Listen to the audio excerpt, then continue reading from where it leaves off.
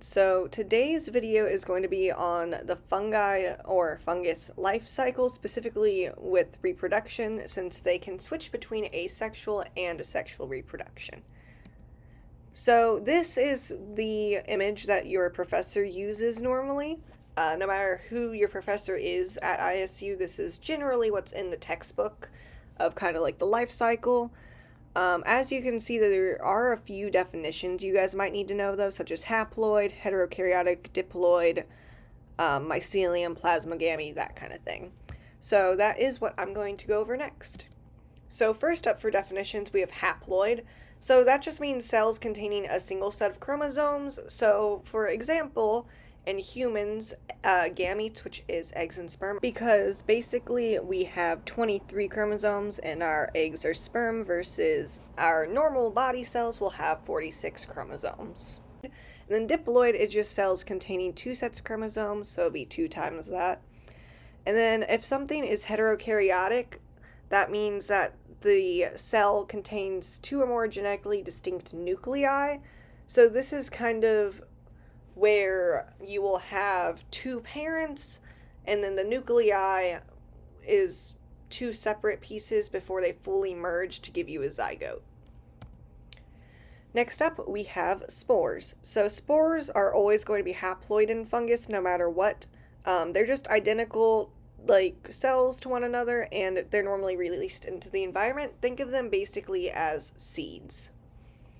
Mycelium, so several websites on the internet refer to them as the haploid fungal body.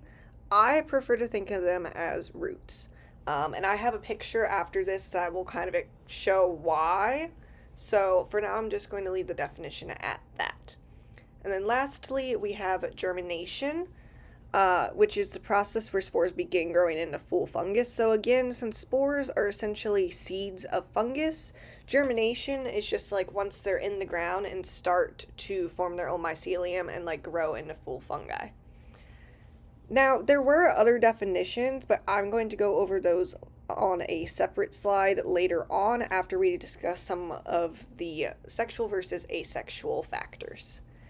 So that brings us to this, which is just kind of showing why I define mycelium as roots, because it's always underneath the mushroom or any kind of fungus, like shown here. Or if you want like a close-up and not a diagram, this is kind of what would look like underground. So now we can actually begin discussing the life cycle. So let's start with asexual reproduction first, because it normally starts off as this and then will switch to sexual production. And just so you all know, I will also discuss why it would go from asexual to sexual and like what the differing environments are like for those 2 reproductive cycles. So for asexual reproduction, it will always start with mycelium. And that's because so both forms of reproduction rely on spores, which relies on mycelium.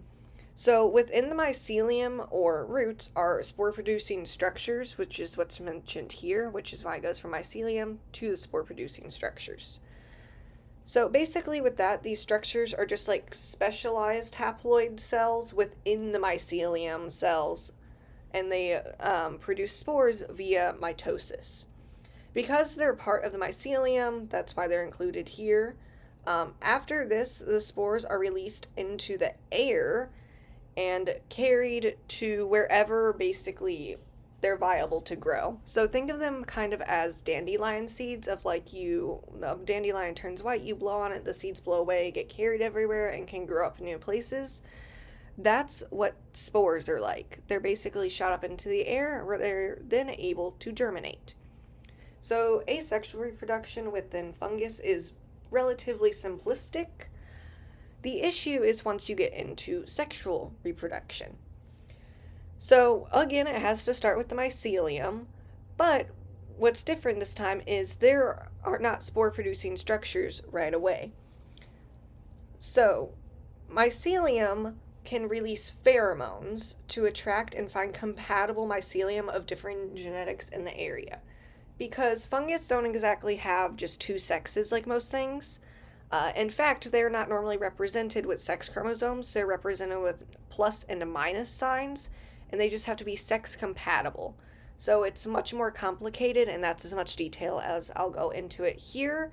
But just know that they send out pheromones just to find other compatible mates, essentially. Now, with this mycelium, so if I go back to this image, it has like these really thick branches. What you can't fully see here is that if you were to zoom in, there's a bunch of little branches off the main branches, and those are known as hyphae. So once mycelium of one fungus finds like compatible mate in another fungus, their myceliums will grow out towards each other and make contact. Specifically, their hyphae will make contact. Once their hyphae make contact, then plasmogamy can occur. So plasmogamy first happens when they make contact and the cells slowly start to merge together. So that just starts with the fusion of cytoplasm. From here, we go into the heterokaryotic stage. So whenever it says heterokaryotic, that just means that it becomes diploid. So because there's two separate genetic sets that are haploid and they start to merge together, they become diploid or heterokaryotic. So from there, karyogamy can occur, which is just fusion of nuclei, which in case you guys are struggling to kind of imagine what plasmogamy versus karyogamy looks like, on a later slide I will have images of those. So once the nuclei fuse, that is when a zygote can form. Now the issue with zygotes is, as mentioned already, spores, or essentially their version of eggs or seeds, can only be haploid. And right now, since it's a zygote, that means it's diploid. So basically, it then has to go through meiosis in order to become haploid again. Just one quick little note with meiosis is when meiosis occurs, it automatically produces 4 cells, versus mitosis produces 2. So it goes through meiosis, creates spores, and then it repeats just like the asexual reproductive cycle did. Hopefully this is making sense so far. So now that I've discussed that stuff, I can move on to showing you guys exactly how spores are, and then I will show you the difference between plasmogamy and karyogamy. So first up here is this little video just kind of showing what spores look like when they're released from mushrooms. Check out what happens when I blow on these cup fungi. Did you hear that hiss? Oh, so many spores. So I always like watching videos like this. I think it's really cool to kind of like actually see the spores and know that by blowing on them, you're actually helping more mushrooms grow. So now we have plasmogamy versus karyogamy. So plasmogamy, as I said, is the cytoplasm. So basically, if you were to ignore this for a second, so I'll put like my cursor here to kind of cover it, you just have 2 separate cells and cell walls. But right here, when the hyphae make contact, their cell walls begin to degrade or fall away, allowing their cytoplasms, which is just the inside fluid of cells, to merge. So after this happens, then these 2 nuclei can merge in karyogamy, like this, to make a zygote, which, as it mentions here, is 2N, which just means that it's diploid before it goes through meiosis to create spores. So, as mentioned earlier, I'm now going to explain when to use asexual versus sexual reproduction, because there is technically a difference in when they'll be used. So basically, whenever it goes from asexual reproduction to sexual production in a fungus life cycle, it's because the environment is harsh. So here I put a little side note saying need for new genetic makeup. I believe you guys, up to this point in biology, have kind of discussed how sexual reproduction tends to have more benefits than asexual reproduction, because due to like combining different genetics, you can create stronger immune systems and just all around stronger individuals. So basically, if the environment becomes harsh, you will switch to sexual reproduction in hopes of getting a stronger offspring, but still having your genetics carry on. Now, asexual reproduction is just the complete opposite. So it's basically whenever resources are abundant and the weather or environment are just overall favorable. If there's nothing where you absolutely need the genetics of someone else in the mushroom or fungus world, then it's easy to just quickly keep making spores via mitosis. And basically, this is just so that they can ensure the colonization of a given area.